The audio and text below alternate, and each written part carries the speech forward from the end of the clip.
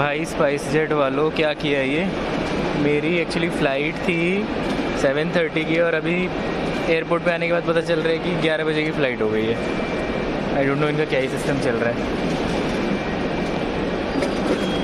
अब रात को 11 बजे जाऊंगा वहाँ पर मैं।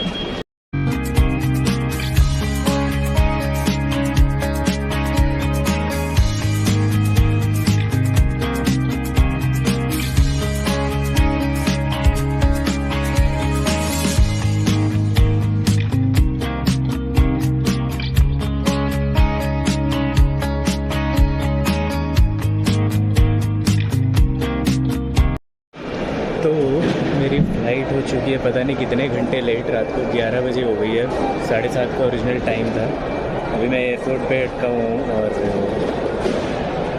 टाइम स्पेंड करना पड़ेगा। थोड़ा कह तो रहे हैं कि रिफ़्रेशमेंट वगैरह इन्होंने कर दी है मैनेज लोगों के लिए, बट उससे ज़्यादा बेटर मुझे ये व्यू लग रहा है जो मैं देख रहा हूँ अभी खड़े होकर।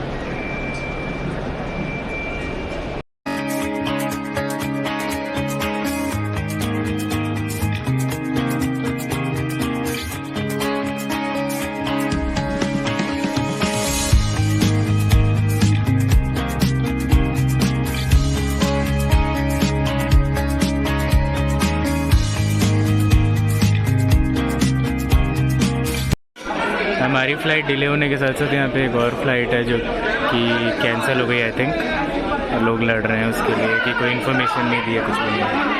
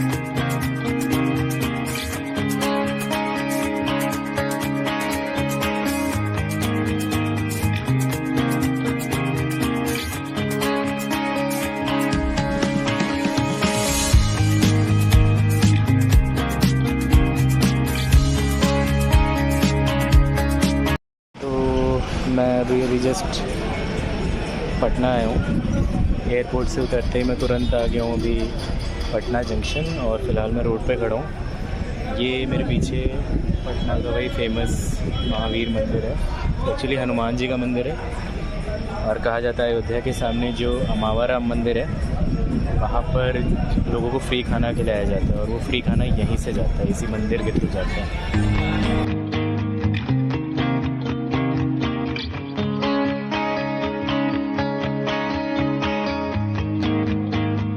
भाई बिहार आए तो पहली डिश तो लिट्टी चोखा ही होती है, लेकिन लग नहीं रही है लिट्टी चोखे जैसी।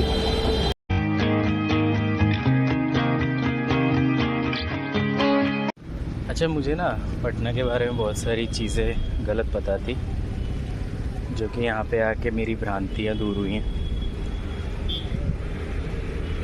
पहली चीज़ कि मुझे यहाँ पे शायद मेरी पहली ट्रिप है, शायद नहीं एक्चुअली मेरी पहली ट्रिप ही है, क्योंकि इसके पहले मैं बस एक बार गुज़रा हूँ यहाँ से, तो फॉर्मली काउंट नहीं होता। इस बार मैं प्रॉपर आया हूँ, ऑल्दो ज़्यादा टाइम के लिए नहीं आया, कुछ घंटों के लिए हूँ बट स्टिल मैं थोड़ा वॉक कर रहा हूँ एरिया, रात के बज रहे हैं 2:30 और सबसे पहली चीज़ जो मैंने नोटिस की यहाँ पे कि मुझे एलियन फील नहीं हुआ। मुझे लगा था कि हाँ ठीक है, कल्चरली हम भी यूपी बिहार बॉर्डर से ही आते हैं, लेकिन मुझे लगा शायद पटना वुड बी डिफरेंट, क्योंकि बहुत सारी चीज़ें आप न्यूज़ में सुनते हो तो एक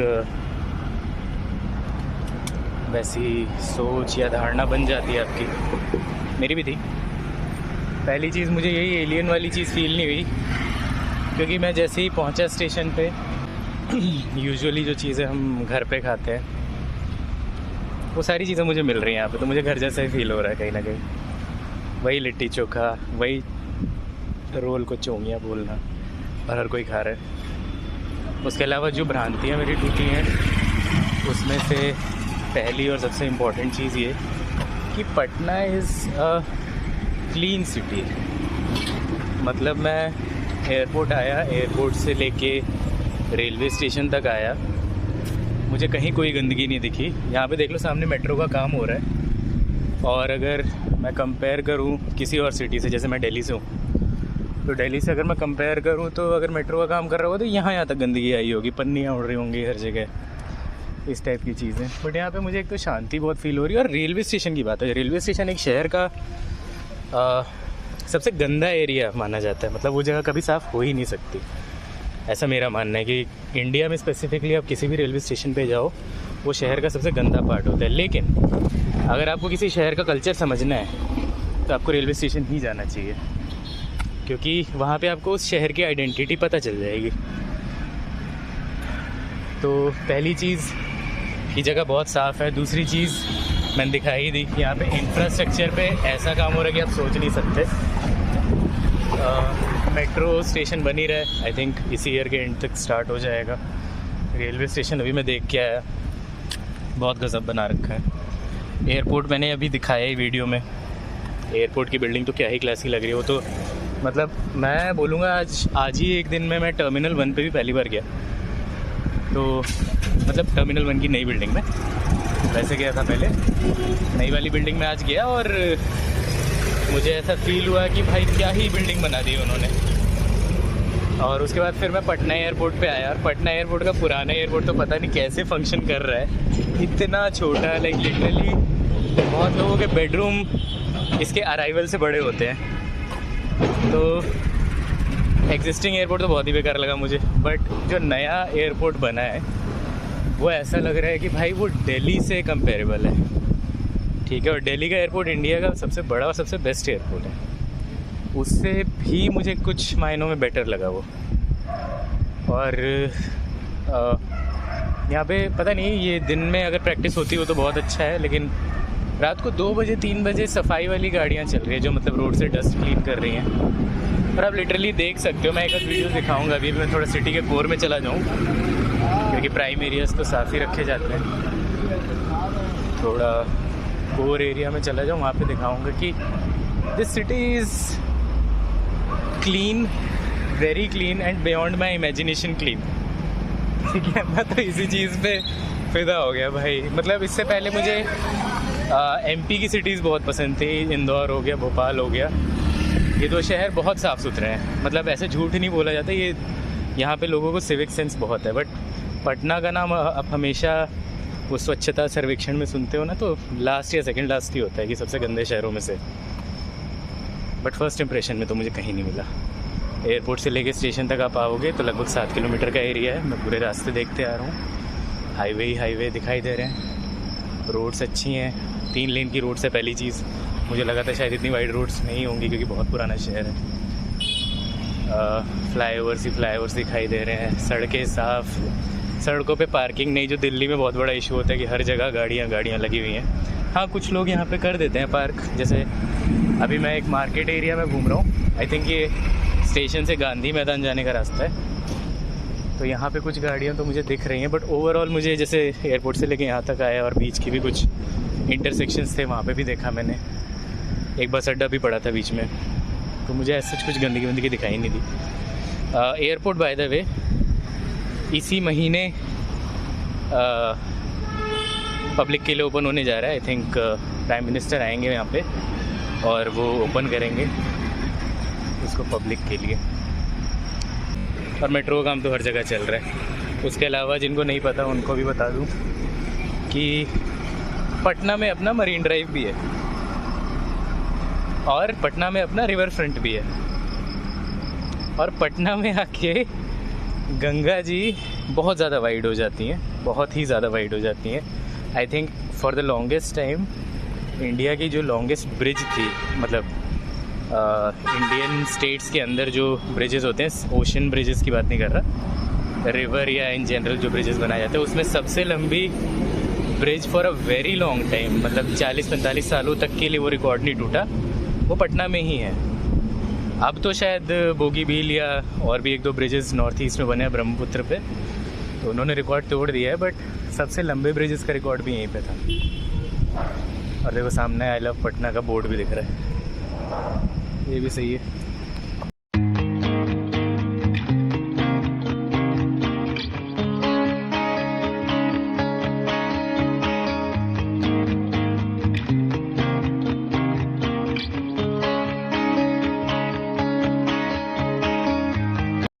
भाई आई एम श्योर पटना वाले अपने शहर के बारे में ये नहीं सोचते होंगे, बट रात को तुम्हारे शहर में वॉक करने में बहुत मज़ा आ रहा है। ठीक है, सड़कें एकदम खाली और इतनी बढ़िया, इतने मतलब पीक गर्मी चल रही है और इतनी ठंडी ठंडी हवा आ रही है। आई डोंट इवन नो कि मैं कहाँ पर हूँ। क्या मैं बस इस उम्मीद में चले जा रहा हूँ कि कोई बढ़िया स्पॉट आए, थोड़ी देर बैठा जाए और फिर वापस लौट के अपनी ट्रेन पकड़ी जाए। अभी मुझे स्टेशन भी जाना है। स्टेशन पे भी मैंने सुना है एक मल्टी मॉडल कनेक्टिविटी का एग्ज़िट पॉइंट है वहाँ पे, जो बहुत रिसेंटली ओपन हुआ है। अपेरेंटली एक अंडरग्राउंड पेडेस्ट्रियल पाथवे बनाया गया है, जस्ट लाइक एन एयरपोर्ट। भाई मेरा दिमाग ख़राब हो रहा है, मेरे को यहाँ पे नेहरू प्लेस वाली वाइब आ रही है। मेरे को पटना चाहिए।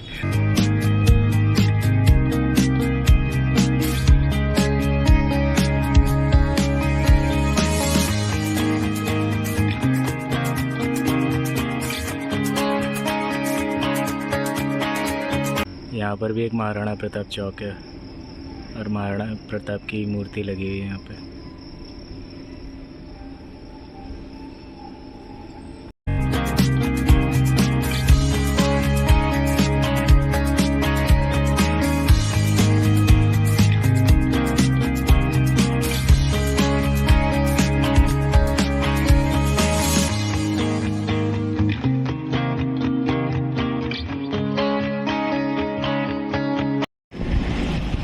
यही है वो फेमस गांधी मैदान।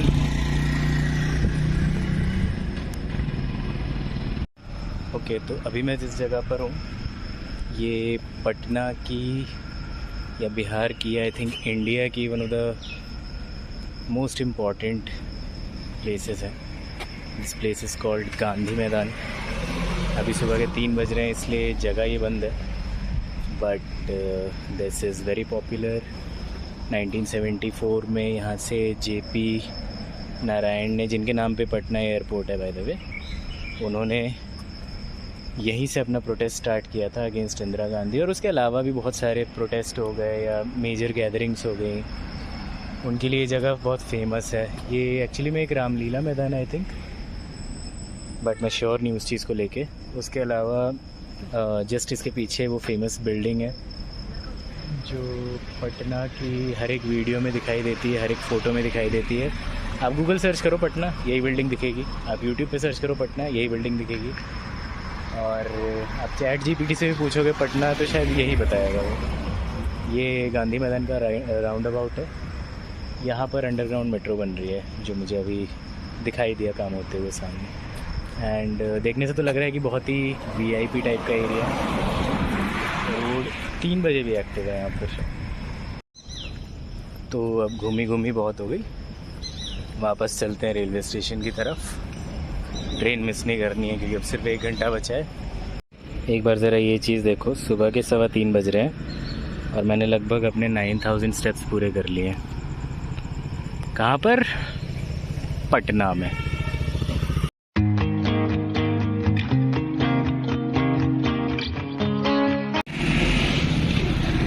रेलवे स्टेशन के जस्ट सामने एक बुद्धा स्मृति पार्क भी है। अब आई डोंट नो इसका सिग्निफिकेंस क्या है, बट देख के तो कुछ अच्छा ही लग रहा है।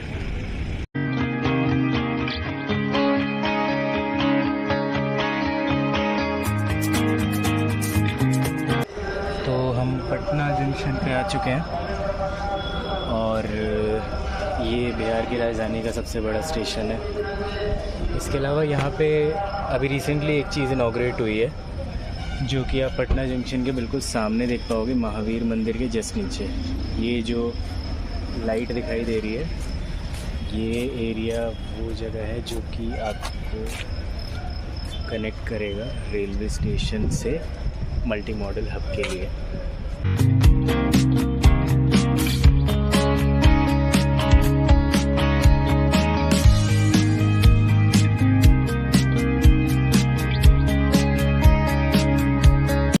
क्या बिहार में कोई भी चीज़ टाइम पे चल सकती है?